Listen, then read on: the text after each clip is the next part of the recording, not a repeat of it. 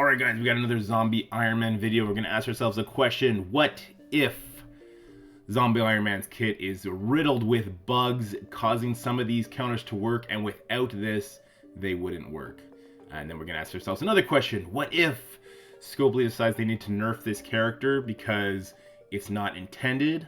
Or what if they change the text to let it ride, which is what they should do. It's what I hope they do, because people have already spent money, people have already spent resources, and they've done it based on the knowledge of Zombie Iron Man and Hela countering certain teams.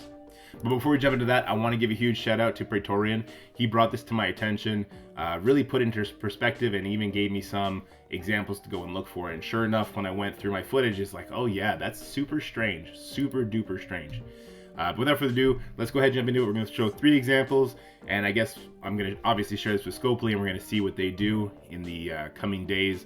But hopefully they don't make a decision that makes everybody mad. I'm not sure if that's even an option for them ever in any situation. Anyway, let's go ahead and get into this.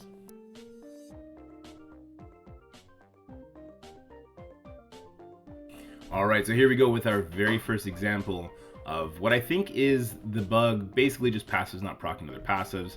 But this part is a little different, and it's almost excusable, but not really.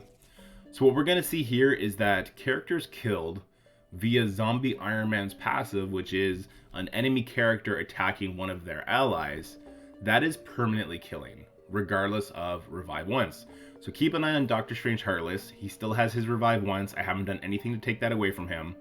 And throughout this fight, Morgan is going to turn to him, kill him, and he's not going to come back. And that's going to be something that you're going to notice going forward in the next 2 examples, is basically just passives not being procced, but this time it's the revive once.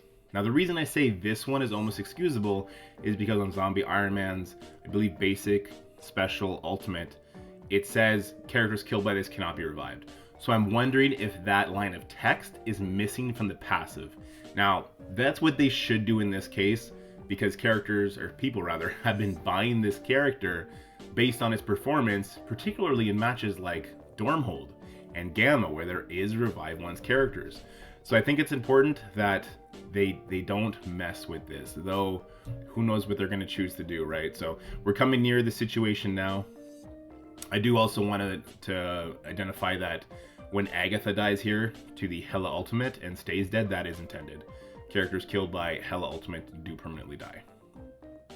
So here we go. Watch Morgan.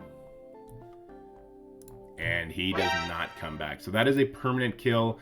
That's not how it's written. I'm going to be very curious to see how they keep that. But let's go look at some more interesting examples of this bug.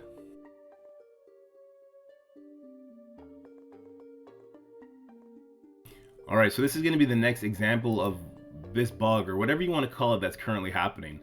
And this is where we get into the passives not proccing other passives, but I think it might be more than that. Here we go with the damage, and just keep an eye on Heimdall. Heimdall's going to die to being attacked by Jane Foster here in a second.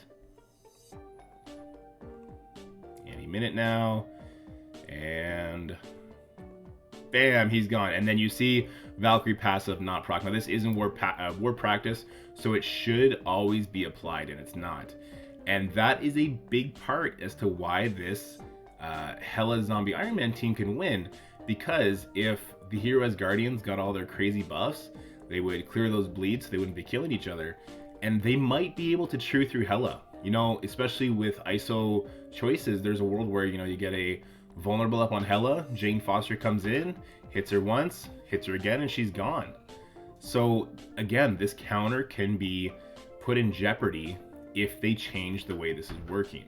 And people have been buying this character based on their performance in a variety of war matches. And I think this one against Hero Asgardians is particularly valuable, as Hero Asgardians is a good team. And this frees up your A-Force, it frees up your Eternals, it frees up your Unlimited team, your Infinity Watch, whoever you're using against Hero Asgardians, it frees them up from that. So how are they going to handle this in a way that makes sense to the people who bought it, the people who didn't even buy it, the people who unlocked it free to play like me, but then invested a whack of resources into them? How do they justify that to people? Or do they just let it ride and say, hey, that's just the way this character is going to work? Let's go look at one final example that I think is the most interesting and kind of the catalyst of where all this started from.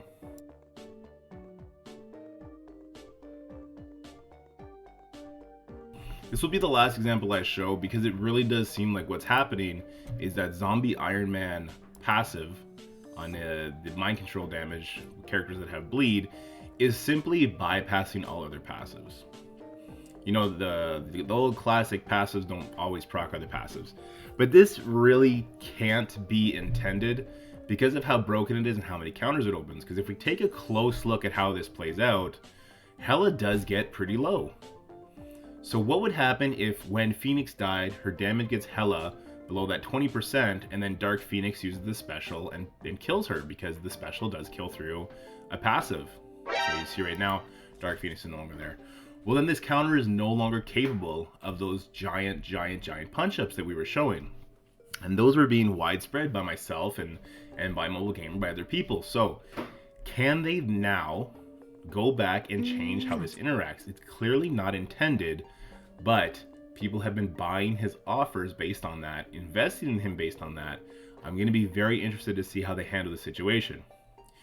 But in any case, let me know what you guys think in the comment section below. If you've had time to test them against other teams that have other passives, let me know how that goes. Maybe Squirrel Girl passive, when she's giving out all her buffs, isn't happening when it's being attacked by a mind-controlled friend. I don't know. There's other passives that are very overpowered that if they're not being in effect right now and thus making the counter work, the team might fall apart if not.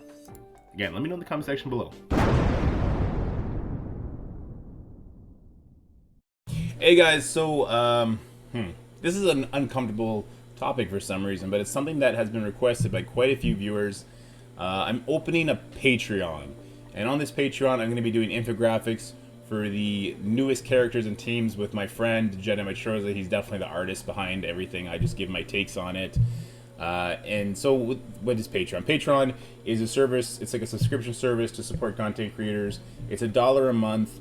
The infographics are going to be there exclusively for a short time. I do want to run these out to the public as soon as possible. So it's like the Patreon's going to give you about 5 days grace period where it's just for you. And honestly, if you guys decide you want to share it with your Discords and with the whole world, you want to throw it on Reddit, I don't care. You can do whatever you want with them, because I do want them to be out there eventually. Once we hit certain numbers on the Patreon, if we hit certain numbers on the Patreon, I'll let you guys in there dictate a video that I make once a month. And if ever I get to start doing this full time, I'll let you guys dictate a video I make every week. But yeah, it's a little uncomfortable to talk about for some reason, but apparently it's a very normal thing. Let me know what you guys think in the comment section below. And again, I just want to be very clear. All the infographics do eventually make it out onto the Discord. In fact, all the current infographics that are up there are already on the Discord, and the ones for this patch are going to be coming in the next few days, once the MSFGG basic ISO attack info gets completed, basically. But yeah, if you decide to join, cool, and if not, I completely understand. I value each and every single one of you, except for the people that are mean in the comment sections. Be cool, yo.